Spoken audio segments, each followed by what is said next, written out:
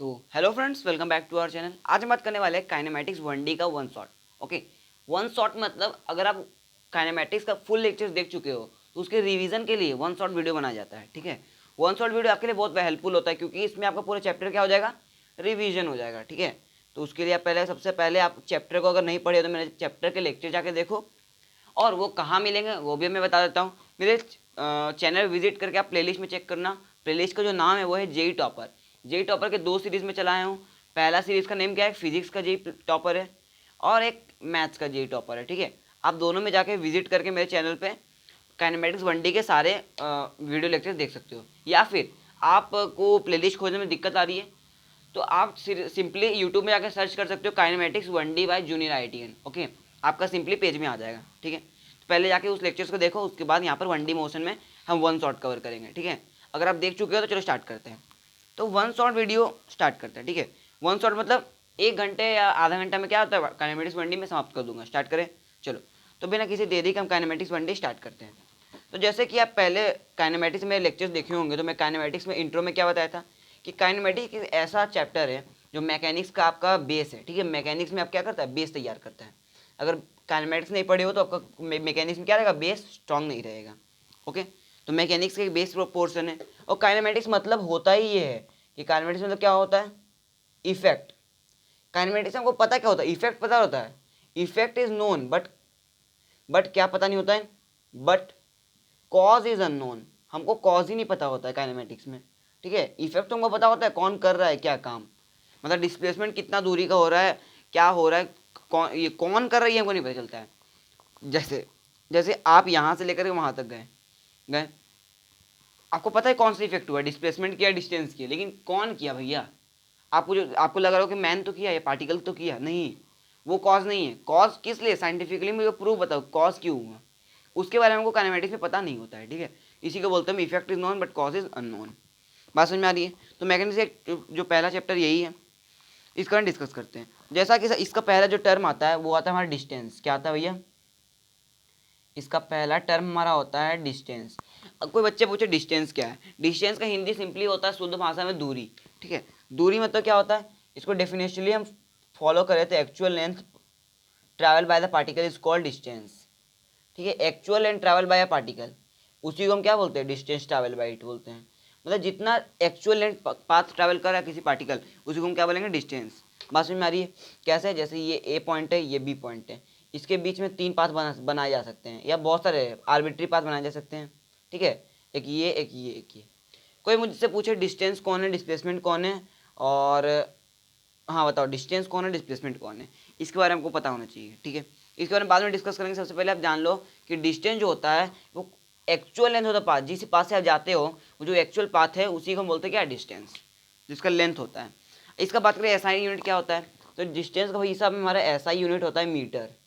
Okay, इसके बारे में हम चैप्टर 1 में पढ़ चुके हैं, SI unit of distance metre.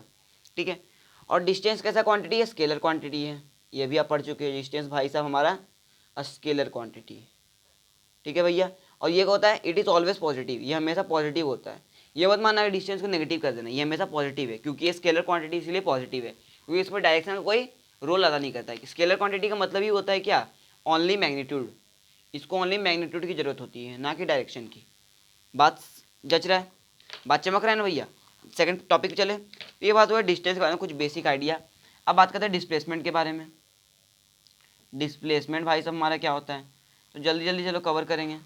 तो डिस्प्लेसमेंट वही होता है कि डिस्टेंस की तरह ही एक लेंथ होता है, लेकिन ये तो एक्चुअल लेंथ होता है, लेकिन यही वहाँ पर क्या होता है, ये shortest length of the shortest distance कर लो। ठीक है, तो आपको अच्छा से जचेगा बात। क्या मैं बोला, shortest distance between initial and final position is called displacement. Okay, shortest distance between initial and final position, initial और फाइनल पोजीशन के बीच जो शॉर्टेस्ट पाथ है उसी को हम क्या बोलते हैं, या शॉर्टेस्ट डिस्टेंस है उसी को हम क्या बोलते हैं, डिस्प्लेसमेंट भाई साहब बोलते हैं। कैसे भैया, प्रूफ बताओ। प्रूफ देखो, ये आपको इसमें दिख जाएगा, किसमें, इसमें। जैसे मैं आपको बोलूँ जो पाथ 1 आपको दिख रहा है, ये क्या है, पाथ 1 आपका क्या है, पाथ 1 क्या है, डिस्टेंस है, डिस्प्लेसमेंट। पाथ 1 आपको क्या है, डिस्प्लेसमेंट है। क्यों डिस्प्लेसमेंट है, क्योंकि आपका जो इनिशियल और फाइनल पोजीशन ए और बी है है ना भैया, ए हमारे इनिशियल फाइनल मान लेते हैं। तो इनिशियल फाइनल के बीच में जो सबसे छोटा पाथ कौन सा हो सकता है, इस तीनों पाथ में एक ही हो सकता है, फर्स्ट वाला पाथ सबसे छोटा है, क्योंकि देखो सेकंड पाथ में थोड़ा घुमा हुआ है लेकिन वहीं पहुंच रहा है, और जितना वो सीधा, जितना वो स्ट्रेट पाथ होता है ना, वो सबसे छोटा होता है, ये अब आप जान लेना, ठीक है। तो ये हमारा डिस्प्लेसमेंट है, और सेकंड और थर्ड वाइस वर्सा क्या हमारा भैया है, डिस्प्लेसमेंट फर्दर, वही ये डिस्टेंस है, ठीक है, वो क्या है, डिस्टेंस है। बात समझ में आ रही है, तो इसके बारे में हम डिस्कस कर लिए। अब बात करें एसआई यूनिट क्या होता है, सिंपल इसका एसआई यूनिट भी मीटर ही होता है, ओके। इसका भी एसआई यूनिट क्या होता है, मीटर होता है। ये कैसा क्वांटिटी है, ये भैया भाई साहब हमारा वेक्टर क्वांटिटी है, लेकिन डिस्टेंस क्या होता था, स्केलर क्वांटिटी होता था। और ये होता है, इट इज़ पॉजिटिव, नेगेटिव और जीरो। ये पॉजिटिव हो सकता है, नेगेटिव हो सकता है, जीरो भी हो सकता है, ओके। तो ये आपको ध्यान देना इस बात के बारे में। इसके बारे में ज़्यादा को इंट्रोडक्टरी चाहिए तो मेरे लेक्चर्स देखो, उसमें ज़्यादा समझ में आ जाएगा, ठीक है। वैसे मैं आपको समझा देता हूँ, तो ये कोई कॉपी करो, उसके बाद करते कि पॉजिटिव, नेगेटिव और जीरो कब कब होता है और किस किस केस में होता है, ठीक है। तो ये कॉपी आपसे हो ही क्या होगा, कॉपी करने का कुछ नहीं है, ठीक है। आपको कॉपी कुछ नहीं करना है, अगर मन है तो कर लो, वरना कॉपी करना ही है तो मेरे वीडियो लेक्चर देखो, वहाँ से नोट्स आप बना सकते हो अच्छी तरह से, ठीक है। अब बात करते हैं हम पॉजिटिव, नेगेटिव और जीरो डिस्प्लेसमेंट भाई साहब हमारा कब होता है। तो जैसे आपको पता चलता है कि किसी सर्कुलर पाथ अब ले लो, ठीक है। सर्कुलर पाथ का एग्जांपल बहुत बेहतरीन है। सर्कुलर पाथ में देखोगे तो आपका डिस्प्लेसमेंट क्या होता है, जीरो होता है ना भाई साहब। डिस्प्लेसमेंट आपका सर्कुलर पाथ में क्या होता है, जीरो होता है। तो चलो बात ही कर लेते हैं अब हम। तो फॉर हम सर्कुलर पाथ, तो सर्कुलर पाथ अगर हम देखें यहाँ पर, देखो सर्कुलर पाथ, ये सर्कुलर पाथ में अगर ऐसे हम मूव कर रहा है हमारा पार्टिकल, ठीक है, ऐसे, तो सर्कुलर पाथ में हमारा ओरिजिन इनिशियल कंडीशन यहाँ था और फाइनल भी क्या है, यहीं पर है। अगर मतलब यहाँ से पार्टिकल घूमा फिर वहीं पर वापस आ गया, तो हमारा डिस्प्लेसमेंट कितना भाई साहब है, डिस्प्लेसमेंट भाई साहब हमारा कितना है, जीरो है डिस्प्लेसमेंट। लेकिन डिस्टेंस क्या है, डिस्टेंस क्या है, अगर इसका रेडियस आर है आपका, तो डिस्टेंस आपको क्या होगा, पाई आर, 2 पाई आर होगा, ठीक है। क्या होगा, 2 पाई आर। क्यों भैया, पेरीमीटर सर्कल क्या होता है, 2 पाई आर। तो पूरा रेडियस तो पूरा सर्कल तो कवर कर लिया, इसलिए 2 पाई आर, ओके। तो डिस्प्लेसमेंट डिस्टेंस में ये दिक्कत होता है, क्योंकि वो पॉजिटिव, नेगेटिव, जीरो कुछ भी हो सकता है। नेगेटिव कब होगा, जैसा मोशन अंडर ग्रेविटी पढ़े हो भैया, पढ़े हो ना भैया, यहाँ से बॉल ट्रैवल करता है, नीचे का थ्रो करते हैं तो ऐसा मोशन करता है ना भैया, स्ट्रेट मोशन करता है। वैसे भी प्रोजेक्टाइल तो नहीं करेगा भी, क्योंकि हमारा 1D मोशन है, तो 1D मोशन क्या करे, स्ट्रेट मूव करता है। और अगर इसका लेंथ h है, और इक्वेशन अगर लिखते हैं इसका, डिस्प्लेसमेंट पूछे डिस्प्लेसमेंट कितना है, डिस्प्लेसमेंट कितना करेगा ये, ठीक है। तो हम क्या बोलेंगे, -h करता है सर। -h क्यों कर रहा है, क्योंकि इनिशियल ऊपर है, फाइनल नीचे है, क्योंकि इनिशियल यहाँ शुरू हो, फाइनल नीचे है। तो फाइनल जब इनिशियल के नीचे होता है तो हम क्या लिखते हैं, माइनस साइन के साथ लिखते हैं डिस्प्लेसमेंट को, ठीक है। इसीलिए हम बोलते हैं क्या, माइनस है। तो देखो माइनस भी हो सकता है, जीरो भी हो सकता है, और प्लस का एग्जाम्पल ले ही लिए हम, ठीक है। तो ये क्या होता है, डिस्प्लेसमेंट का कुछ एग्जाम्पल्स होते हैं। बात समझ में आ रही है। अब बात करते हैं कुछ बेहतरीन पोजीशन वेक्टर। पोजीशन वेक्टर के बारे में आप नहीं पढ़े हो तो मेरे वेक्टर वाले चैप्टर पढ़ो, उसमें समझ में आ जाएगा। पोजीशन क्या होता है, पोजीशन, एक लाइन लिख लो, position changes with change in origin. मतलब ओरिजिन करने के साथ पोजीशन क्या होता है, चेंज होता है। बात समझ में आ रही है। ओरिजिन चेंज करोगे तो पोजीशन क्या होगा, आराम से चेंज होगा, ठीक है। कैसे चेंज होगा, क्योंकि देखो ओरिजिन चेंज करो तो पोजीशन वैसे ही चेंज ही होगा। बात समझ में आ रहा है ना। उसे डिस्प्लेसमेंट वेक्टर का जो हमारा फॉर्मूला बन जाता है यहाँ पर, वो क्या बनता है, डेल्टा आर का फॉर्मूला, डेल्टा आर वेक्टर का, हाँ क्या बनता है, under root of x2 - x1 का whole square plus y2 - y1 का होल स्क्वायर, ओके। तो जैसे कि बात की फ्रेंड, डेल्टा आर का वैल्यू क्या है, डेल्टा आर वेक्टर का अंडर रूट x2 - x1 का whole square plus y2 - y1 का होल स्क्वायर, ओके। तो ये हमारा क्या हुआ, पोजीशन क्या, कौन सा वेक्टर है, डिस्प्लेसमेंट वेक्टर, ठीक है। डिस्प्लेसमेंट वेक्टर, इसको बारे में पता होना चाहिए आपको, इसको कॉपी करो। अब एक पॉइंट्स के बारे में डिस्कस करते हैं। जैसा कि एक पॉइंट है क्या, distance is greater than equal to mod of displacement, ठीक है। डिस्टेंस हमेशा डिस्प्लेसमेंट के मॉड से बड़ा या बराबर होता है, ओके। तो ये आपको पता होना चाहिए, नोट कर लो।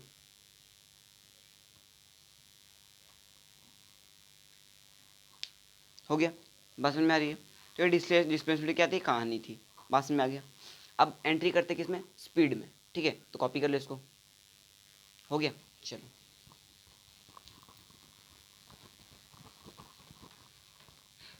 अब हम कॉपी करेंगे एवरेज स्पीड में।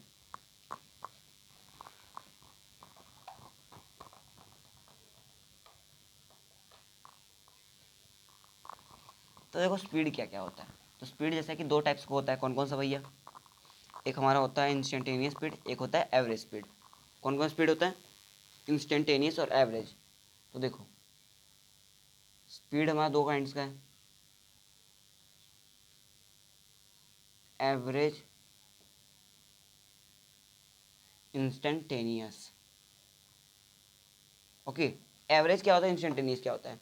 स्पीड को डिनोट करते हैं वी से, एवरेज वाला को क्या डिनोट करेंगे? V average.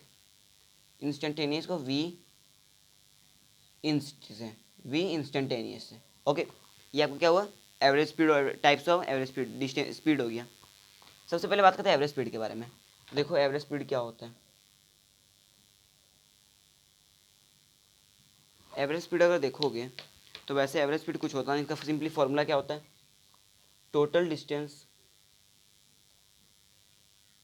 Upon total time taken. Total distance जितना दूरी ट्रैवल किया अपॉन टोटल टाइम, जितना वो टाइम लिया, ठीक है, वही क्या होता है आपका एवरेज स्पीड होता है। फिर इसका यूनिट बात करें तो यूनिट वही मीटर पर सेकेंड। क्वांटिटी कैसा है? स्केलर क्वांटिटी है क्योंकि स्पीड है ना, स्केलर क्वांटिटी। और डायमेंशन तो पता ही है आपको, इसके बारे में डिस्कस कर चुके पहले ही हम। डायमेंशन कितना होता है? LT-1 होता है ना। चलो, तो ये बात हुई एवरेज स्पीड के बारे में। तो एवरेज स्पीड के बहुत सारे केस होते हैं, ये टोटल डिस्टेंस और टोटल टाइम टेकन के, उसके बाद चलो डिस्कस कर लेते हैं। ओके, उससे पहले हम बात करते हैं इंस्टेंटेनियस स्पीड क्या होता है। तो इंस्टेंटेनियस स्पीड किसके लिए डिफाइंड है? इंस्टेंटेनियस स्पीड, इंस्टेंटेनियस स्पीड किसी पार्टिकुलर टाइम के लिए डिफाइंड है। किसके लिए? किसी particular time. Okay, for a particular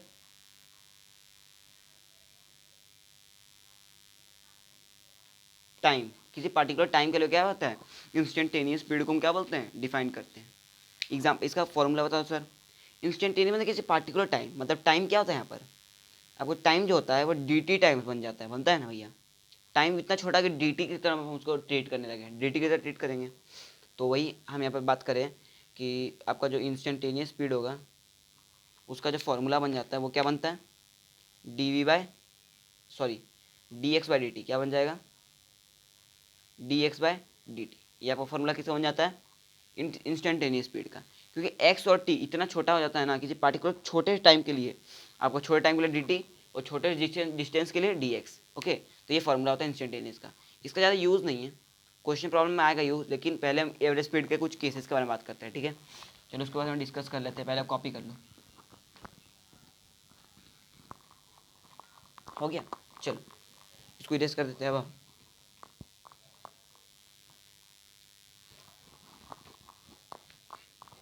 हम बात करते हैं क्या? Different cases of average speed. तो हेडिंग दे दो, डिफरेंट केसेस। बहुत सारे केस होते हैं आपका, मैं बता दूँ एक एक करके। देखो जो डिफरेंट केसेस हैं, different cases of average speed, कौन कौन से केसेस होते हैं भैया? स्टार्ट से बात करें तो देखो पहला केस जो होता है हमारा, पहला केस अगर देखो बात करें तो ये यहाँ से यहाँ तक की दूरी S1 है, यहाँ से यहाँ तक की दूरी S2 है, और यहाँ से यहाँ तक ट्रैवल करने में T1 टाइम लगता है, यहाँ से यहाँ तक T2 टाइम। तो बताए एवरेज स्पीड क्या होगा? अगर एवरेज स्पीड का बात करें तो क्या होगा? टोटल डिस्टेंस, टोटल डिस्टेंस बराबर S1 plus S2। Total time taken कितना? T1 प्लस T2, तो बाय T1 प्लस T2। या क्या बन गया? पहला एवरेज स्पीड का फॉर्मूला बन गया पहला केस के लिए। सेकंड केस बात करते हैं, सेकंड केस में क्या होगा बताओ? हाँ, सेकंड केस में क्या लेंगे? यहाँ से यहाँ तक डिस्टेंस S1 S2 तो पता ही है, लेकिन यहाँ से यहाँ तक वेलोसिटी दिया है V1 और यहाँ से यहाँ तक V2 दिया है, ठीक है। अब एवरेज स्पीड बताओ। एवरेज स्पीड तो दो टाइम इंटरवल के लिए डिफाइन होगा ना पहले ही। तो एवरेज स्पीड क्या हो जाएगा? इसका formula total distance S1 plus S2 अपन टोटल टाइम। टाइम कैसे निकालेंगे? हाँ, टाइम का हमारे पास फॉर्मूला क्या होता है?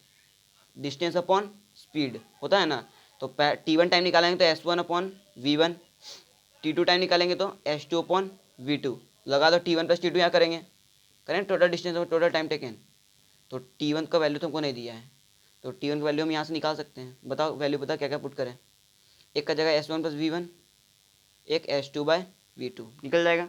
तो ये आपको क्या बन जाएगा, वी एवरेज का सेकंड केस का फॉर्मूला।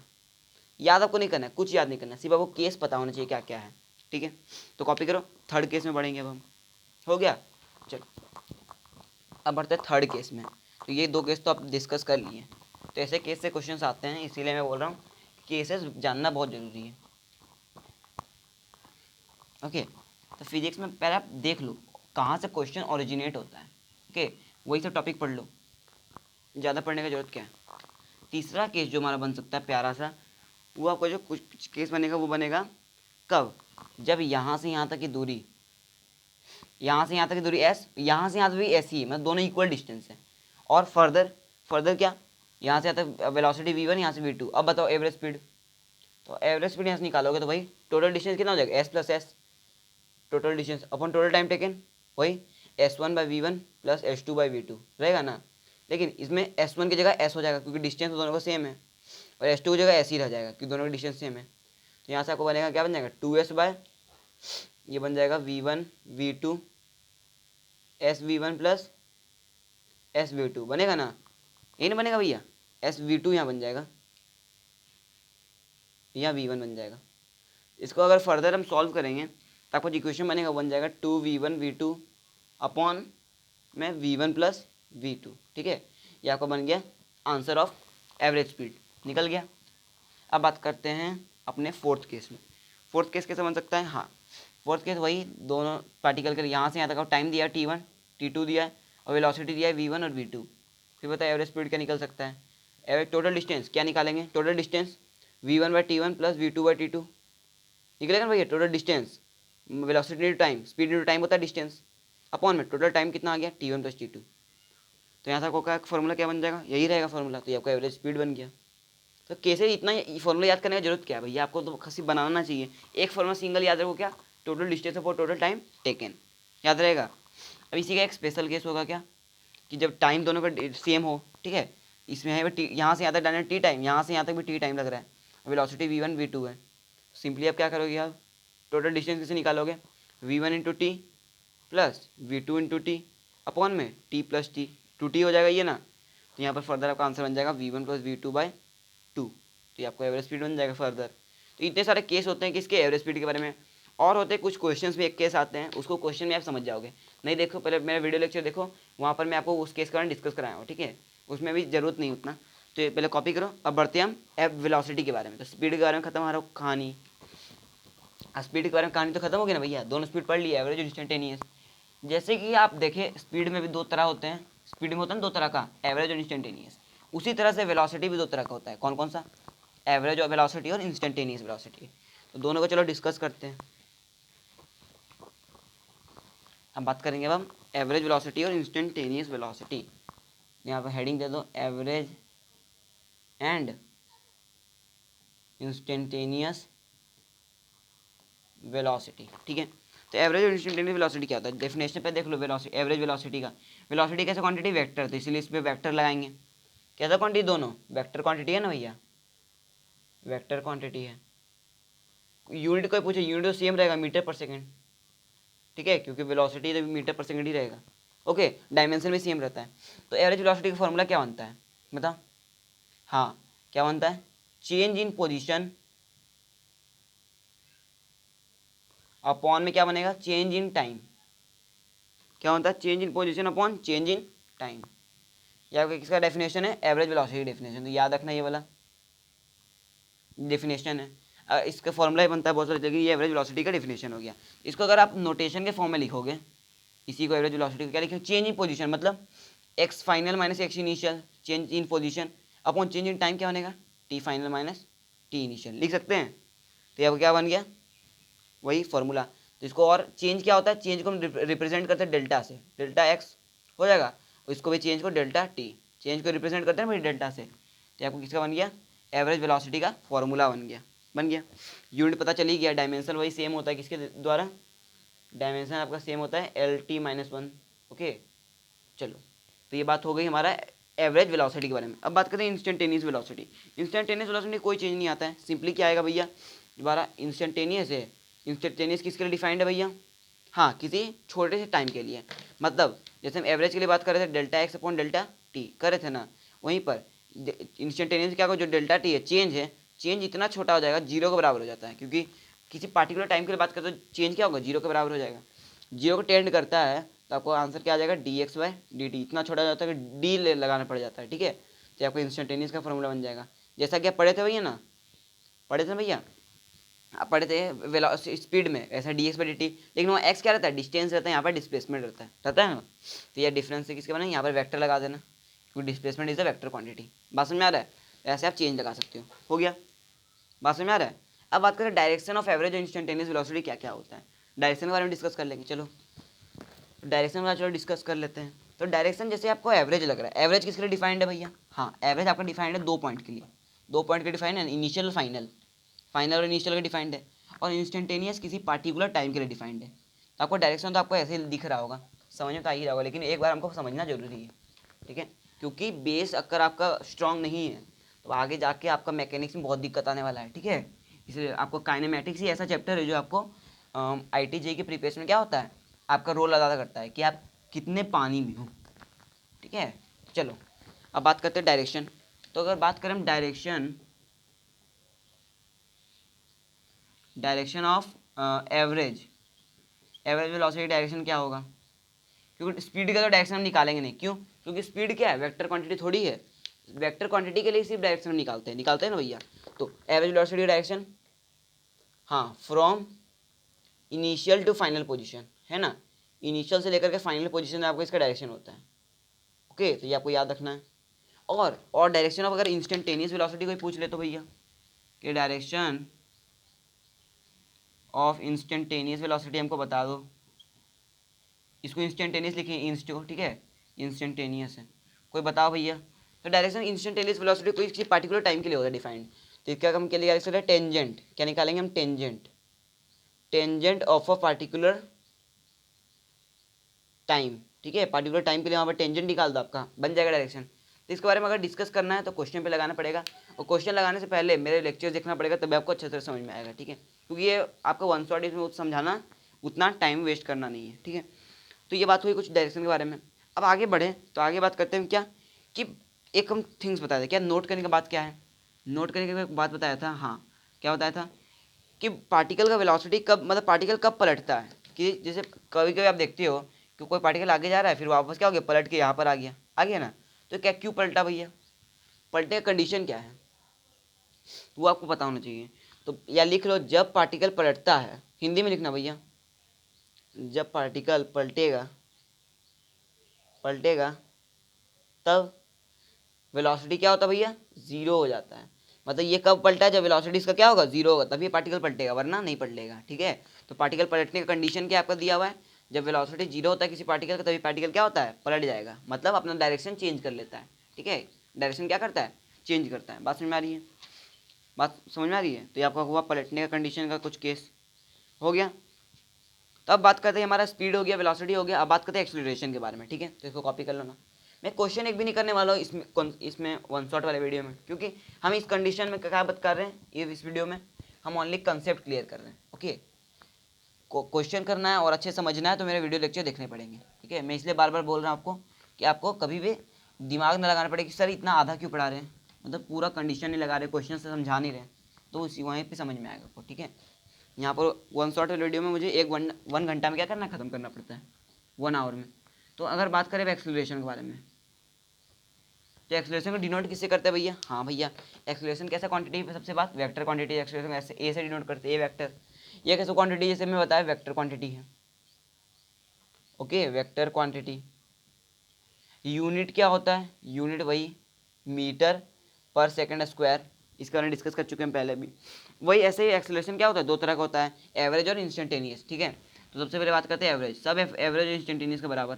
तो एवरेज एक्सीलरेशन का फॉर्मूला क्या बनेगा, हाँ क्या बनता है, change in velocity upon change in time, क्या बनता है, change in velocity upon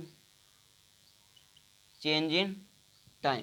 change in velocity मतलब V final minus V initial, change in time मतलब T final minus T initial. इसको हम delta V upon delta T लिख लेते हैं, ठीक है। तो ये आपको किसका फॉर्मूला बन गया, इंस्टेंट, ये एवरेज वेलोसिटी का फॉर्मूला बना ना, 2 पॉइंट के लिए डिटरमाइंड है, तो ये बन गया। यहाँ पर वेक्टर दे देना, वेलोसिटी क्यू की है, ठीक है, बन गया। बात समझ में आ रही है, जच रही है। तो ये क्योंकि वेक्टर क्वांटिटी है, इसका डायरेक्शन होगा ना।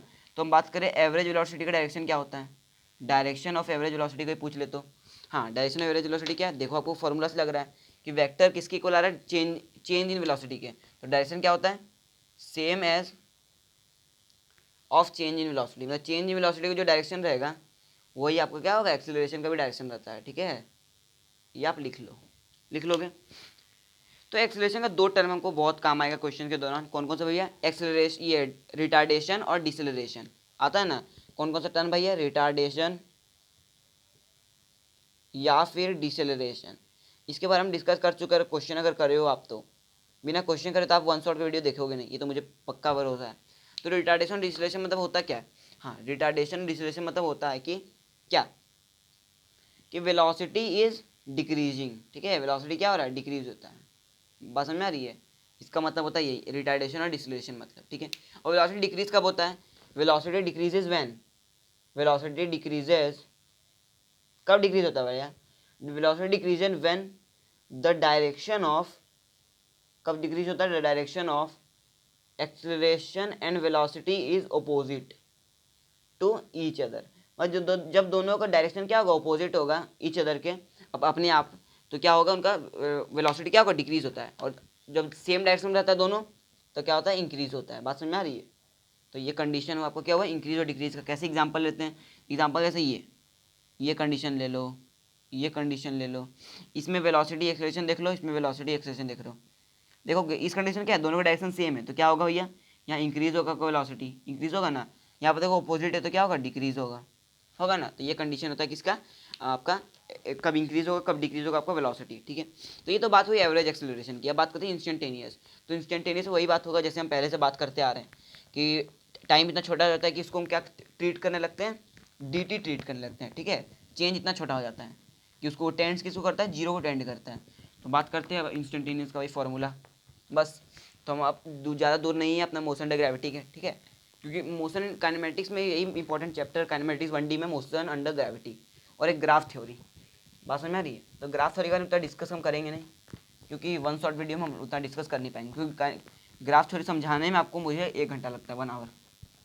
समझना है तो मेरा वीडियो लेक्चर देख लेना आप। तो बात करते हैं हम किसके बारे में, इंस्टेंटेनियस एक्सेलरेशन के बारे में। तो इंस्टेंटेनियस एक्सेलरेशन, तो इंस्टेंटेनियस एक्सेलरेशन का फॉर्मूला वही कि change in velocity upon change in time होता है हमारा एवरेज का। लेकिन टाइम क्या होता है, टेंड जीरो को करता है चेंज वाला टाइम, तो dv/dt के टर्म में आ जाता है, ठीक है। तो ये आपका हो गया क्या, इंस्टेंटेनियस का फॉर्मूला। ओके, बात समझ में आ रही है। तो ये बात हुई इंस्टेंटेनियस का। अब बात करते हैं एक्सेलरेशन का कौन कौन सा फॉर्मूला होता है, हम पढ़े अब तक। तो इंस्टेंटेनियस एक्सेलरेशन का 3 फॉर्मूला होता है, कौन कौन सा, 3 फॉर्मूला, उसको आपको पता होना चाहिए कौन कौन सा भैया होता है। हाँ, एक होता है भैया अभी हम जो पढ़े dv/dt पढ़े ना, एक होता है हमारा क्या, v/dv/dx, एक हमारा कौन सा होता है, d²x/dt²। तो ये तीनों फॉर्मूला आपको याद होना चाहिए। ओके, बहुत इंपॉर्टेंट है, क्वेश्चन के दौरान यही तीनों फॉर्मूला आपको एक्सेलरेशन में काम आएंगे। तो ये कैसा है, वेलोसिटी वर्सेस टाइम का फंक्शन का ग्राफ है, ये फॉर्मूला है। ये किसका, वेलोसिटी वर्सेस एक्स का ग्राफ है, ये फंक्शन का आपका इक्वेशन है। ये किसका है, एक्स वर्सेस टाइम का है, ठीक है। इतने से फंक्शन का क्या आ गया, एक्सेलरेशन का आपका आ गया क्या, फॉर्मूला आ गया। बात समझ में आ रही है। इंक्रीज कब करता है वेलोसिटी, डिक्रीज कब होता है, उसके बारे में डिस्कस कर चुके हैं। अब आपको कोई बोले इनिशियल वेलोसिटी हमको निकाल के बताओ, तो इनिशियल वेलोसिटी कब निकलता है भैया, जब आपका टाइम क्या होगा, जीरो होगा। इनिशियल वेलोसिटी मतलब क्या होता है, टाइम जब जीरो हो जाए, खुद समझ में आ रहा है ना। तो इनिशियल वेलोसिटी को निकालने तो टाइम क्या कर दो, पहले जीरो कर दो, उसके बाद आपका इनिशियल वेलोसिटी आ जाएगा। ओके, तो ये कंडीशन होता है इनिशियल वेलोसिटी का। और इक्वेशन का अब एक फॉर्म करना है तो आपको पहले मेरे वीडियो लेक्चर देखने पड़ेंगे। तो हम पढ़ लिए क्या क्या पढ़ लिए भैया, distance, displacement, velocity, average velocity, speed, acceleration का दोनों पार्ट। अब बात करेंगे हम इक्वेशन ऑफ मोशन के बारे में, क्योंकि हम बेसिक पढ़ चुके हैं। अब हम डिस्कस किसके बारे में करेंगे, इक्वेशंस ऑफ मोशन। तो चलो इक्वेशन ऑफ मोशन में एंट्री करते हैं अब। तो मैं जैसा कि क्वेश्चन नहीं कर रहा हूँ, मैं पहले ही आपको बताया था। तो अब बात करेंगे हम इक्वेशन ऑफ मोशन। तो इक्वेशन ऑफ मोशन के बहुत सारे आपका इक्वेशन का मोशन का ये होता है, इक्वेशन ऑफ मोशन। तो मोशन के 3 इक्वेशन होते हैं, कौन कौन से, मोशन के 3 इक्वेशन, ठीक है, जो हमको न्यूटन भाई साहब ने दिए होंगे, ठीक है। तो कौन कौन से पहला इक्वेशन क्या होता है, डिराइव करते जाए साथ में या फिर आप इक्वेशन साथ में लिखोगे। चलो डिराइव भी कर देते हैं। तो आप लिखोगे सबसे पहले A equals to D V upon D T, जानते हो ये बात, ये जानते हैं ना भैया, A equals to D Y D T होता है। तो ये डी टी उधर ले आओ, डी वी इधर हमारा भाई सब रहेगा, दोनों तरफ ऐसे जब लगता है तो हम क्या करते हैं, इंटीग्रेट करते हैं। ये कहाँ से कहते हैं, 0 से टी टाइम तक, ये यू से वी तक। तो इसको करोगे तो क्या आएगा, ये ए टी आ जाएगा, ये वी माइनस यू आएगा। तो उसको अच्छे से लिखोगे तो वी बराबर यू प्लस ए टी, ये पहला इक्वेशन बन गया, first equation derived. Second equation देखो, या वी को हम क्या लिख सकते हैं, D X by D T लिख सकते हैं। ये किसके बराबर बन गया, यू प्लस ए टी के बराबर बन गया। बन गया भाई, तो बन गया तो अब क्या करोगे, फिर वही करो, सांप वाला रूल लगाओ, इधर उधर ले जाओ, और डी एक्स उधर, यू प्लस ए टी की तरफ क्या चल जाएगा आपका, दोनों पे डी टी लग जाएगा। जब ऐसा दिखता है हम क्या करते हैं, सांप लगाते हैं। तो ये 0 से एक्स के लिए, ये 0 से टी के लिए, तो एक्स बराबर you T plus half of A T square बन जाएगा। ये हमारा भैया साहब सेकंड इक्वेशन बन गया। अब थर्ड इक्वेशन कैसे निकालेंगे, ये आपको एक्सप्रेशन का फॉर्मूला बताया, V D V by D X बताया भैया। अब क्या करो, डी एक्स को उधर ले जाओ, तो बचा क्या आपका, A D X equals to V D V, ऐसा लिखिएगा, सांप लगाएंगे। ये किसके लिए, 0 से एक्स के लिए, ये यू से वी के लिए। तो ये आपका ए एक्स आ गया, ये आपका क्या आ जाएगा, V square minus U square upon 2। तो इसको इक्वेशन लगा तो V square minus U square equals to 2ax, third equation. Okay, तो इतना सारा आपका इक्वेशन डिराइव्ड हो गया। तो कॉपी कर लो इसको, तो कॉपी करो तीनों को। अब आगे बढ़ते हैं और इसके बारे में हम बात करते हैं। तो ये इक्वेशन ऑफ मोशन जो है ये कब कब वैलिड है, हाँ this is valid when acceleration क्या होता है भैया आपका, कांस्टेंट होगा तभी वैलिड है, वरना नहीं। एक्सेलरेशन जिस दिन वेरिएबल बन गया तो ये वैलिड नहीं होगा, ठीक है। Only valid when, only valid, ठीक है। कब वैलिड होता है, ओनली एक्सेलरेशन जब कांस्टेंट होता है, ठीक है। तो ये बात इक्वेशन ज़्यादा इंपॉर्टेंट कौन है, ये बात इंपॉर्टेंट है, ठीक है, क्योंकि बाद में आपको पता चलेगा इसके बारे में। आगे बात, तो कॉपी करो। अब आगे बढ़ते हैं हम। तो चलो फ्रेंड्स अब आगे बढ़ते हैं, अब बात करते हैं एसएनएथ के बारे में। एसएनएथ क्या होता है, एसएनएथ, हाँ एसएनएथ का मतलब ही होता है distance travelled in nth second. किसके बारे में, distance travelled in nth second, okay. ये हमारा क्या होता है भैया, एसएनएथ होता है। तो इसका हम डिस्कस कर ले, तो डिस्कस करते हैं एसएनएथ का फॉर्मूला क्या होता है। एसएनएथ फॉर्मूला हम डिराइवेशन तो करेंगे नहीं, क्योंकि डिराइवेशन को उतना टाइम नहीं है। तो सिंपली फॉर्मूला याद रखो, you plus half A into 2n minus 1, ठीक है। ये इसका क्या होता है, फॉर्मूला होता है। और कोई पूछे इसका एक और इंपॉर्टेंट बात क्या होता है कि ये डायमेंशनली करेक्ट है नहीं, तो ये क्या होता है, डायमेंशनली करेक्ट इक्वेशन है, ठीक है। क्योंकि इसके बारे में बहुत सारे डाउट पूछे जाते हैं, डायमेंशनली करेक्ट है, क्यों करेक्ट है, प्रूफ बता दो भैया। क्योंकि इसके साथ 1 सेकंड छुपा रहता है, ठीक है, इसके साथ 1 सेकंड छुपा रहता है, इसलिए क्या होता है, डायमेंशनली करेक्ट होता है। ओके, बात समझ में आ रही है। तो ये क्या है, एसएनएथ का फॉर्मूला है, बात जज गया। तो ये हमारा क्या था, कुछ लीनियर मोशन जो हमारे होते हैं साधारण से, उसके बारे में कुछ पॉइंट्स हुए। अब हम एंट्री करने वाले मग में, मग मतलब मोशन डे ग्रेविटी, ठीक है। तो मोशन डे ग्रेविटी में एंट्री करने से पहले आप पहले मेरे नोट्स पढ़ लेना जो मैं पढ़ाया था उसमें लेक्चर्स के दौरान, तो आपको क्या हो जाएगा, रिवाइज हो जाएगा अच्छी तरह से, ठीक है। रिवाइज करना है अगर तो उसको पढ़ लो, पहले मेरे वीडियो लेक्चर देख लो जाके, उसको बहुत मस्त रिवाइज आपको होने वाला है, ओके। तो सबसे पहले बात करेंगे मोशन डे ग्रेविटी के बारे में। तो डायरेक्टली हम इक्वेशन तुरंत कंप्लीट कर देंगे, motion under gravity. Motion under gravity मतलब क्या होता है, मोशन जो ग्रेविटी के अंदर दौरान चल रहा है, मतलब ग्रेविटी मतलब क्या होता है, जी। ग्रेविटी को हम डिनोट कैसे करते हैं, जी से भाई साहब से, जी। जी मतलब जी का वैल्यू होता है 9.8 मीटर पर सेकेंड स्क्वायर, या फिर इसका एक और वैल्यू होता है, क्या होता है भैया बताओ, हाँ 32.2 फीट पर सेकेंड स्क्वायर, ये फीट का वैल्यू है, ठीक है। ये दोनों इंपॉर्टेंट वैल्यू होता है, तो आपको ये दोनों को याद रखना है, याद रहेगा। तो जी मतलब क्या होता है, ग्रेविटी। ग्रेविटी आपको हमेशा कहाँ लगता है, डाउनवर्ड हमेशा लगता है, कहाँ लगता है भैया, डाउनवर्ड। तो ग्रेविटी अगर पूछोगे डायरेक्शन क्या, ग्रेविटी क्या है, डाउनवर्ड। हमेशा जी क्या लगता है, नीचे लगता है, ठीक है। तो जी भाई साहब हमेशा नीचे रहता है। और मोशन डे ग्रेविटी क्या कंडीशन है, मोशन डे ग्रेविटी का मतलब ही होता है कि the acceleration due to earth field is called acceleration due to gravity, तो पता ही आपको। तो जो भी मोशन डे पढ़ेंगे वो ग्रेविटी के दौरान ही पढ़ेंगे, बात जच रही है, ठीक है। तो ग्रेविटी हमेशा नीचे लगता है, ये आपको मोशन डे ग्रेविटी पढ़ना है। और मोशन डे ग्रेविटी मतलब मोशन जो ग्रेविटी के अंदर हो रही है। अब तक हम बात करते हैं बेंच में रखा हुआ वेलोसिटी जो हो रहा है, हिल रहा है, डोल रहा है, बस वही बात कर रहे थे। लेकिन अब एक बार क्या बात करेंगे कि बॉल को उछालने पर जो नीचे आता है उसका टाइम क्या होगा। ये जो जितना पार्ट ट्रैवल कर रहा है उसमें क्या क्यों नीचे आता है ये भैया, ऊपर जा रहा है फिर क्यों नीचे जा रहे हैं, ग्रेविटी का रहे हैं, तो ऑब्वियसली से बात है। तो क्यों आता है उसकी इक्वेशन लेके फॉर्म में पढ़ेंगे, ठीक है, उसका डिस्कस करते हैं, ठीक है। तो मोशन ग्रेविटी में 4 केस बनते हैं, कौन कौन से केस बनते हैं, 4 केस। सबसे पहला केस बनेगा भाई साहब, हम जो पहला पढ़ेंगे वो बनेगा क्या कि मोशन ग्रेविटी को यू वेलोसिटी ऊपर फेंके तो क्या होगा, ऊपर जाएगा फिर सीधे तरह से वाई पे उसी पाथ में आ जाएगा। ये वही पाथ है लेकिन दोनों दिखाने के लिए बता दिए। और एक कंडीशन क्या बनता है, वही एक कंडीशन बनेगा वही टावर से क्या होगा, बॉल को हम क्या करेंगे, बॉल को क्या करते हैं, हाँ बॉल को हम क्या करते हैं, ड्रॉप कर देते हैं। ओके, बॉल को ड्रॉप करेंगे तो सीधी तरह से गिर जाएगा।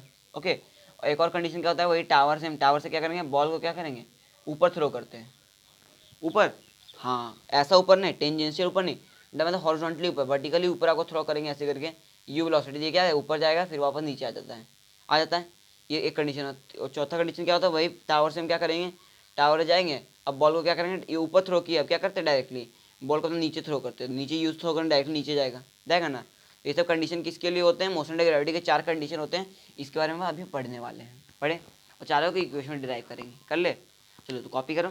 हम करते हैं सबसे पहला बात ग्राउंड टू ग्राउंड वाले केस। ये ग्राउंड टू ग्राउंड का केस के बारे में डिस्कस कर लेते हैं। जल्दी जल्दी चलो बात कर ही लेते हैं ग्राउंड टू ग्राउंड के केस का। डिराइवेशन हम करेंगे नहीं, ओके। तो चलो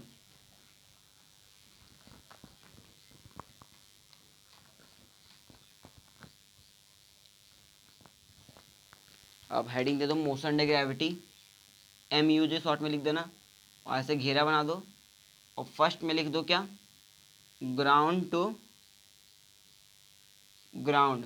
ग्राउंड टू ग्राउंड वाले केस की हम बात करने वाले हैं। तो ग्राउंड टू ग्राउंड में 3 चीज़ निकालते हैं, क्या निकालते हैं, 3 चीज़ें को निकालते हैं। सबसे पहले निकालते हैं हम एच मैक्स। एच मैक्स का फॉर्मूला क्या बनता है, U²/2G। एक निकालते हैं time of flight, total time कितना, फॉर्मूला बनता है क्या, 2U/G। Time of accent TOA क्या बनता है, U/G। उसी तरह टाइम ऑफ डिसेंट के भी इक्वल रहता है, ठीक है, time of ascent equal to time of descent. Okay, तो इसके बारे में डिस्कस करते हैं इसमें। और कोई पूछ ले वेलोसिटी वेक्टर क्या होगा, फाइनल वेलोसिटी, तो फाइनल वेलोसिटी 2 तरह से निकाल सकते हैं। किसके बारे में, 2 तरीका से। सबसे पहला बात, ये वेलोसिटी फाइनल क्या होता है, इसका वेलोसिटी क्या होता है, -U के इक्वल होता है। ओके, मतलब जो इनिशियल वेलोसिटी है उसी का वेलोसिटी क्या होता है, नेगेटिव में आपका आंसर आता है, आ जाएगा। जिसको यहीं पर लिख लो, जो ज़्यादा दूर लिखोगे तो वेलोसिटी क्या होता है, -U के ही इक्वल होता है। बात समझ में आ रही है। तो ये 4 बातें हुई किसके बारे में, ग्राउंड टू ग्राउंड किसके बारे में हो गया। अब मूव कर दूसरे में। अब दूसरा जो हमारा केस था, हम उसके बारे में बात करते भैया, बॉल अगर ड्रॉप करते हैं, कौन सा कंडीशन, बॉल ड्रॉप्ड, बॉल या पार्टिकल मान लो ड्रॉप्ड फ्रॉम हाइट, किसी हाइट h से अगर बॉल को अगर ड्रॉप करे तो उसका कंडीशन क्या बनता है, उसके भी इतने ही कंडीशन बनेंगे। सबसे पहला बात, इसका तो Hmax बनेगा नहीं क्योंकि ड्रॉप करे तो क्या डायरेक्ट नीचे गिरेगा। तो टाइम ऑफ ट्रैवल क्या लगता है भैया, √2h/g बनेगा, ठीक है। Hmax क्या बनता है भैया, h मतलब हाइट, तो Hmax नहीं होगा, हाइट। हाइट हम कैसे निकाल सकते हैं, किसी पर्टिकुलर टाइम पर, ½ GT² से, ठीक है। वेलोसिटी क्या बनता है, √2gh बनता है। बात जच रही है। ये सब क्या होते हैं, हम निकालते हैं किसके बारे में, ये निकालते हैं। और लेकिन माइनस में आता है क्यों, क्योंकि नीचे दौरान रहता है, ठीक है, नीचे रहता है। ये 2 केस बात हुई, 2 केस में बात हो गई। तो ये दोनों केस में दिखाए हैं, ये दोनों क्या है, रिमेंबरिंग है, मतलब ये दोनों केस आप याद कर सकते हो, ठीक है। याद करने का मन है तो याद कर लो इसको, नहीं याद करने का मन है तो आपको बनाना आना चाहिए इसी मेथड, डिराइव कैसे करते हैं, ठीक है। वैसा याद करना पड़ेगा इसको, ये दोनों को याद कर लो बस। और जो अगला केस है उसके बारे में याद करने की कोई ज़रूरत नहीं है, ओके। अब दूसरा केस के बारे में डिस्कस करें, चलो कॉपी कर इसको, हो गया। तो ये 2 केस तो जो थे बहुत आसान थे, हमको खाली याद करना था। डेरिवेशन मैं बता चुका आपको लेक्चर के दौरान। तो ये 2 केस के बारे में डिस्कस कर लिया। अब बात करते हैं बॉल को अगर किसी हाइट, पार्टिकुलर हाइट से ऊपर की थ्रो किया गया तो ऊपर थ्रो और नीचे थ्रो, ठीक है, उसके बारे में डिस्कस करना है। तो चलो कर लेते हैं। तो ये बात हुई हमारा 2 केस। अब तीसरा केस क्या है, बॉल थ्रोन अपवर्ड्स, कहाँ थ्रो कर रहे हैं, अपवर्ड्स फ्रॉम अ हाइट, किसी हाइट से, किसी हाइट से अगर किसी बॉल को अपवर्ड थ्रो करेंगे तो उसका हम कैसे निकाल सकते हैं। सबसे पहले हम निकालेंगे अगर टाइम ऑफ फ्लाइट, क्या निकालते हैं, टाइम ऑफ फ्लाइट। इसका डिराइव करना पड़ेगा, इसका डिराइवेशन में बता चुका हूँ, अगर नहीं जानते हो तो पहले अच्छा से उसको देख लेना। तो टाइम ऑफ फ्लाइट भी हम निकालते हैं, कैसे निकालते हैं, कौन सा इक्वेशन लगाते हैं भैया, हाँ ये इक्वेशन लगाएंगे, S = UT + ½ ऑफ AT²। यहाँ से वैल्यू पुट करेंगे, आपका आंसर एस का वैल्यू क्या पुट करेंगे, -h जो आपका हाइट है, माइनस में क्योंकि इनिशियल फाइनल के नीचे है। U इनिशियल वेलोसिटी क्या रहेगा भैया, ऊपर से तो U, ठीक है, UT - ½ of GT², acceleration G रहता है भैया, हो गया। इस इक्वेशन को सॉल्व करेंगे, जो टाइम का वैल्यू आएगा वही आपको क्या होगा, टाइम ऑफ फ्लाइट होता है। बात जज गई। बात चमक गई ना, तो चमकी। तो सेकंड पे बात करते हैं। सेकंड हम क्या निकालते हैं, इसका वेलोसिटी वेक्टर निकालते हैं। वेलोसिटी वेक्टर मतलब किसी पार्टिकुलर टाइम पे वेलोसिटी का पूछ ले तो हम कैसे निकालेंगे, ठीक है। तो कौन सा इक्वेशन लगाएंगे वेलोसिटी के लिए, हाँ v बराबर u plus A T. Okay, u रहता है कुछ भैया, क्योंकि ड्रॉप कर रहा है, इनिशियल वेलोसिटी अभी जीरो नहीं होगा। लेकिन जो ड्रॉप वाला कंडीशन क्या होता है, उसमें इनिशियल वेलोसिटी जीरो होता है, ठीक है। ये आपको याद रखना कि ड्रॉप वाले कंडीशन क्या होता है, इनिशियल वेलोसिटी जीरो होता है। इसमें u तो कुछ है माइनस एक्सेलरेशन जी। टाइम कहाँ से लोगे, टाइम यहाँ से वैल्यू दे देना, ठीक है। टाइम कहाँ से लेगा, यहाँ से वैल्यू लेना, आपका वेलोसिटी का वैल्यू क्या आ जाएगा आसानी तरह से आ जाएगा, ठीक है। तो वेलोसिटी वेक्टर भी ऐसे हम निकाल सकते हैं। एच मैक्स नहीं निकलता इसमें। ये हमारा कुछ के बारे में दूसरे तीसरे केस के बारे में डिस्कस हुआ। चौथे केस में एंट्री करें, चलो चौथा केस भी देख लेते हैं। जो हमारा लास्ट केस है मोशन अंडर ग्रेविटी में। तो चौथा, इसको ऊपर थ्रो किए तो वही पार्टिकुलर हाइट से क्या करेंगे हम, उसी बॉल को बॉल थ्रोन, या आप किए तो ball thrown downwards from a height, ठीक है। उसी हाइट से किसी बॉल को और डाउनवर्ड थ्रो करे तो आपको क्या आएगा। चलो निकालते उसको भी। तो उसको निकालने का वही इक्वेशन लगे जो अभी लगा रहे थे हम। डाउनवर्ड बॉल है ना, तो वही इक्वेशन लगा, टाइम ऑफ फ्लाइट के लिए S equals to U T plus half A T square. S क्या रहेगा, माइनस एच। यू भी इस बार माइनस रहेगा, क्यों, क्योंकि डाउनवर्ड थ्रो करे, डाउनवर्ड वेलोसिटी नेगेटिव रहता है। U T minus half of G T square. इसको सॉल्व कर लेना, आपका टाइम का वैल्यू आ जाएगा, ठीक है। याद करने कुछ नहीं, ये दोनों को आपको याद नहीं करना है। जो याद करना था मैं आपको पहले ही बता चुका हूँ, ठीक है। तो ये वैल्यू किसका आएगा, टाइम ऑफ फ्लाइट का आएगा, ठीक है। अब दूसरा क्या क्या पूछता है भैया, सेकंड कंडीशन आपको पूछ लेगा क्या, वेलोसिटी वेक्टर, वही जैसे हम बात किए final velocity. Okay, velocity vector पूछेगा क्या करेंगे, तो उसमें भी वही करना है। इक्वेशन लगा v बराबर u प्लस ए टी, या फिर V square equal to U square plus two S. कोई भी इक्वेशन लगा सकते हो भैया, कोई दिलचस्पी उसमें नहीं है। तो u क्या नेगेटिव है क्योंकि नीचे है, माइनस जी। टी का वैल्यू कहाँ से लोगे भैया, ऊपर से ले लेना, ठीक है। तो यहाँ से टी का वैल्यू ऊपर से लोगे तो आपका यहाँ पर वैल्यू आ जाएगा वेलोसिटी का। तो याद करना नहीं, क्योंकि बहुत बेकार बेकार इक्वेशन इससे बनते हैं, ठीक है। तो याद करने होगा, मैं भी खुद नहीं आती हूँ, मैं खाली वो दो कंडीशन याद कर लिया बस खत्म। ओके, तो दो कंडीशन हमारा क्या हो गया, मोशन एंड ग्रेविटी समाप्त हो गया। क्वेश्चन प्रैक्टिस कर लेना और अच्छे से और समझना, तो पहले मेरा लेक्चर देखो, उसके बाद आपको समझ में आ जाएगा अच्छी तरह से, ठीक है। तो ये बात हुई किसके बारे में, मोशन एंड ग्रेविटी के बारे में। तो हम चैप्टर के आखिरी में पहुंच चुके हैं। अब हमारा लास्ट टॉपिक क्या है, ग्राफ थ्योरी। क्या है, ग्राफ्स। तो ग्राफ्स किसके बारे में और अच्छे से जानना है तो देखना ही पड़ेगा लेक्चर, क्योंकि ग्राफ इसमें मैं अच्छा समझा नहीं पाऊंगा, ओके। लेकिन हल्का फुल्का क्या करता है, एक रिवाइज होता है, वो कर लेते हैं वन शॉट में। तो चलो देख लेते हैं मास्टर में। कॉपी हो ही गया वाला, हो गया ना भैया, चलो। तो इसको कॉपी इरेज कर दें।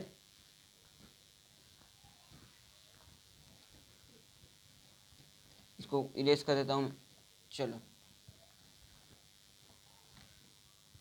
अब बात करते हैं हम ग्राफ थ्योरी के बारे में। किसके बारे में, ग्राफ थ्योरी। तो नेमिंग कर दो आप टॉपिक का, ग्राफ थ्योरी। इसमें दो तीन तरह के ग्राफ पढ़ते हैं, किसके तरह के, तीन तरह के। और ग्राफ होते हैं लेकिन हम बहुत सारे पढ़ते हैं, लेकिन जो मेनली होता है, जो हमारा मुख्य ग्राफ होता है वो तीन होता है। एक वी टी पढ़ेंगे, एक ए टी पढ़ेंगे, और भाई साहब एक्स टी पढ़ेंगे। तो ये तीन ग्राफ को कुछ पढ़ना है बस, और कुछ नहीं पढ़ना है, नहीं पढ़ना है। तो देखो, ग्राफ अगर बेसिक देखें तो बेसिक आप जानते ही हो कि ऐसा ऐसा ऐसा, ये आपको पॉजिटिव ग्राफ हो गया। अगर नेगेटिव ग्राफ देखें तो ऐसा ऐसा ऐसा नेगेटिव ग्राफ होता है ना। इसका स्लोप क्या होता है, पॉजिटिव होता है। इसका स्लोप क्या होता है, नेगेटिव होता है। ये y equals to M X type का ग्राफ है, ये y equals to minus M X type का ग्राफ है, क्योंकि स्लोप नेगेटिव है। ये इंटरसेप्ट है c माइनस सी यहाँ पर होगा, ठीक है। इसके बारे में कोई दिलचस्पी नहीं है, इसके बारे में आप डिस्कस आपको पता है, ओके।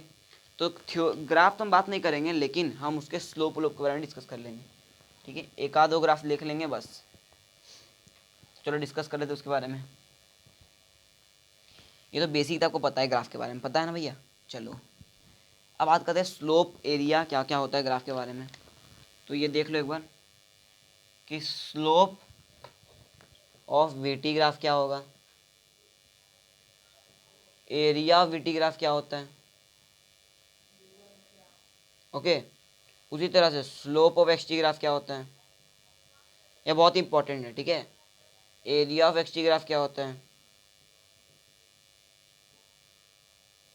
फिर क्या पढ़ करेंगे, slope of A T graph,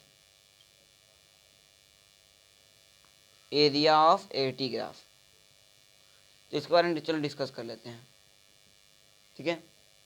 चलो, तो स्लोप वीटी ग्राफ, स्लोप कैसे निकालेंगे, D X D V by D T, VT graph का स्लोप मतलब D V by D T, ठीक है। तो D V by D T क्या होता है, एक्सेलरेशन के बराबर होता है। तो स्लोप ऑफ वीटी ग्राफ क्या आ गया भैया, हमारा एक्सेलरेशन आ गया। एरिया वीटी का एरिया निकालते हैं इंटीग्रेट करके वी डी टी, ये किसके बराबर होता है, एक्स के बराबर होता है ना, क्योंकि हम जानते हैं D X by D T किसके बराबर होता है, वेलोसिटी। तो डी टी टर्म्स को उधर ले जाएंगे तो डी एक्स बराबर इंटीग्रेट वी डी टी होगा ना, और इसको भी इंटीग्रेट करेंगे तो क्या आएगा, एक्स बराबर इंटीग्रेट वी डी टी आ जाएगा। तो देखो एरिया वी टी क्या है, एक्स के बराबर, मतलब यहाँ पर डिस्प्लेसमेंट आएगा। डिस्प्लेसमेंट भी आ सकता है या डिस्टेंस भी आता है, दोनों में डिफरेंस क्या है इसके बारे में डिस्कस करेंगे। चलो, डिस्प्लेसमेंट या फिर distance, okay. Slope of X T graph, slope of X T मतलब D X by D T, ये स्लोप होगा, slope D X by D T मतलब क्या होता है, वेलोसिटी होता है, बताओ। हाँ, क्या होता है, वेलोसिटी। तो ये वेलोसिटी आ जाएगा। Area of X T graph, area of X T graph क्या होता है, तो area of X T graph कुछ वैसे होता नहीं है, खाली क्या होता है, एक्स डी टी हो जाएगा, ठीक है, कुछ नहीं होता इसका value. Area slope of T का तो डी, स्लोप ऑफ टी मतलब D A by D T, है ना। तो D A by D T भी कुछ होता नहीं है, लेकिन हम हमारे सिलेबस के बाहर ही है, लेकिन एक कन्फर्मेशन के जर्क हम बोलते हैं, क्या जर्क मतलब हचका, ठीक है, jerk. Area of T graph मतलब integrate A D T, integrate A D T किसके बराबर होगा, जैसे D V by D T किसके बराबर होता है, एक्सेलरेशन की होता है ना। तो ए डी टी को उधर ले जाओ भैया, तो डी वी बराबर ए डी टी आ जाएगा, इंटीग्रेट में आ जाएगा ना, मतलब इसको वेलोसिटी बोलते हैं। तो वेलोसिटी किसके बराबर है, एरिया ऑफ टी ग्राफ, तो यहाँ वेलोसिटी आ जाएगा ना। तो ये सब क्या है, कुछ टर्म आपको पता होना चाहिए, मतलब याद होना चाहिए, ठीक है, पता नहीं याद होना चाहिए। तो याद कर लो, नहीं याद है तो याद कर लो, ये तो बहुत काम आएंगे आपको क्वेश्चन प्रॉब्लम सॉल्व करने में। नहीं तो आप क्वेश्चन प्रॉब्लम सॉल्व किए होंगे तो आपको पता ही होगा कितने काम की ये चीज़ है, ठीक है, टूल है। एक साथ लिख लो, क्योंकि दूर लिखोगे आपको याद नहीं होगा जल्दी। ऐसे एक साथ लिखो, टेबल बना के जिसमें लिखा हूँ, और आपको क्या कर लो, याद कर लोगे। चलो, तो इतना ही आपको क्या है, समरी है किसके बारे में, ग्राफ के बारे में। स्लोप निकालने आपको आता ही है, एरिया निकालने आता ही है, और कोई डिस्कशन करने की जरूरत नहीं है, ओके। इसके बारे में अगर जानना ज़्यादा, आप मेरे थ्योरी पार्ट के क्वेश्चन, ये लेक्चर्स के दौरान वाले ग्राफ देखो, तब आपको अच्छे तरह समझ में आएगा, ठीक है, क्योंकि इसमें मैं समझा नहीं पाऊँगा उतना डिटेल में। बात समझ में आ रही है, आ गई। तो ये हो गया वेलोसिटी, एटी और एक्स टी ग्राफ के बारे में कुछ थ्योरी जो आपको पता होना चाहिए, ओके। तो इसी तरह से हमारा चैप्टर यहाँ पर खत्म होता है, और कुछ आपको इसमें ज़्यादा एक्स्ट्रा पढ़ने का नहीं है। इसके बारे में ज़्यादा हम पढ़ेंगे टू पार्टिकल ग्राफ के बारे में पढ़ते हैं, ठीक है। इसके बारे में टू पार्टिकल ग्राफ में हम क्या क्या पढ़ते हैं भैया, हाँ, सबसे पहले x T V T A T का पढ़ लेंगे, ठीक है। उसके बाद बात करेंगे टू पार्टिकल ग्राफ के बारे में पढ़ते हैं, दो पार्टिकल ग्राफ के बारे में डिस्कस करते हैं, ठीक है। उसके बाद कुछ स्पेशल केसेस लेते हैं, जैसे मोशन एंड ग्रेविटी का ग्राफ क्या होता है, ओके। मोशन एंड ग्रेविटी के जितने भी ग्राफ्स बनते हैं उसके बारे में डिस्कस कर लेते हैं। तो ये कुछ स्पेशल केस होते हैं ग्राफ थ्योरी में होते हैं। अब हमारा आखिरी टॉपिक क्या होता है, रिलेटिव मोशन। क्या होता है रिलेटिव मोशन, उसके बारे में भी थोड़ा डिस्कस कर लेते हैं, रिलेटिव मोशन क्या होता है। हो गया कॉपी इसको, चलो अब बात करें हल्का फुल्का रिलेटिव मोशन क्या होता है, ओके। तो चलो देख लेते हैं रिलेटिव मोशन। तो ये तो बात हो गई हमारा,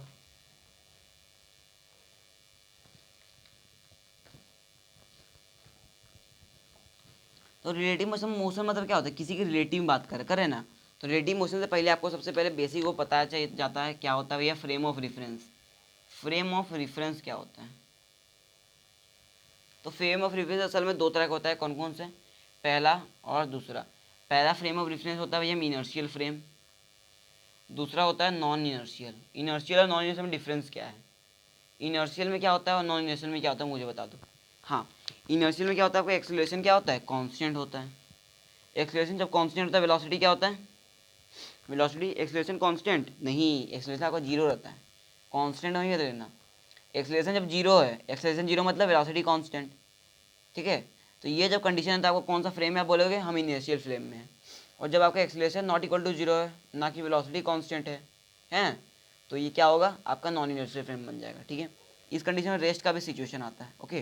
तो ये सब कंडीशन किसका, इनर्शियल नॉन इनर्शियल में, बात समझ में आ रही है। और अर्थ भी हमारा नॉन इनर्शियल होता है, अर्थ कैसे एग्जाम्पल है, नॉन इनर्शियल का एग्जाम्पल, लेकिन उसको हम ट्रीट किसकी तरह करते हैं, इनर्शियल की तरह ट्रीट करते हैं, ट्रीटेड एज, ठीक है, ट्रीटेड एज इसकी तरह, इनर्शियल की तरह। लेकिन होता असल में क्या है, एक्चुअली में आपका नॉन इनर्शियल होता है, बात समझ में आ रही है। तो ये अर्थ का डिस्कशन हुआ, क्वेश्चन के दौरान हम क्या करेंगे, इनर्शियल इसको लेंगे। ये सब बताते हैं हम फ्रेम ऑफ रेफरेंस। तो ये हम बात करने वाले रिलेटिव वेलोसिटी, किसके बारे में, रिलेटिव मोशन क्या होता है? तो रिलेटिव मोशन का असल में हम डिस्कस कर चुके हैं पहले भी, तो लेकिन हल्का फुल्का देख लो। रिलेटिव मोशन को सिंपली हम डिफाइन कैसे करते हैं? वेलोसिटी के बारे में वी ए बी, माना कि ए बी, यहाँ पर बी क्या है भैया आपका ऑब्जर्वर है और ए के रिलेटिव बात होगा, ठीक है। बी ऑब्जर्वर बोल सकते हैं या इसको बोल सकते हैं कि क्या है, बी ऑब्जर्वर है, ओके। या फिर इसको बोल सकते हैं विथ रिस्पेक्ट टू बी के बारे में डिस्कस करेंगे, किसके बारे में? विथ रिस्पेक्ट टू बी, ठीक है। और जब ऑब्जर्वर किसी को लेते हैं उस टाइम में वो पार्टिकल क्या होता है? रेस्ट में आ जाता है, ठीक है। तो इसका फॉर्मूला बनता है V A minus V B. तो ये बेसिक सा फॉर्मूला, इसके बारे में आपको पता होगा तो अच्छी बात है, हो जाएगा। तो यही बात होता है किसी के बारे में, वी ए बी के बारे में। तो हल्का फुल्का ग्राफ देख लेते हैं, ठीक है। तो यही सब क्या है? रिलेटिव मोशन हम पढ़ लेंगे, इसको बारे में डिस्कस कर लेंगे। हल्का फुल्का रीवरमैन प्रॉब्लम पढ़ते हैं हम, ओके। 1D मोशन में रीवरमैन प्रॉब्लम क्या क्या होता है, ठीक है, इसका हम डिस्कस करते हैं। एक होता है आपका होता है अपवर्ड मोशन, डाउनवर्ड मोशन होता है ना इसमें, उसका हम डिस्कस कर लेते हैं, ठीक है। तो यही कुछ हमारा काइनेमेटिक्स 1D में इतना ही पढ़ना है, ज़्यादा कुछ पढ़ना नहीं है, ओके। अगर डिटेल में पढ़ना है तो मेरे लेक्चर देखना पड़ेगा, ओके। तो आज के इतना ही फ्रेंड्स, हमारा काइनेमेटिक्स 1D का यही वन शॉट था, खत्म हो गया। तो आज के लिए इतना ही, पढ़ाई करते रहिए, ऑल द वेरी बेस्ट।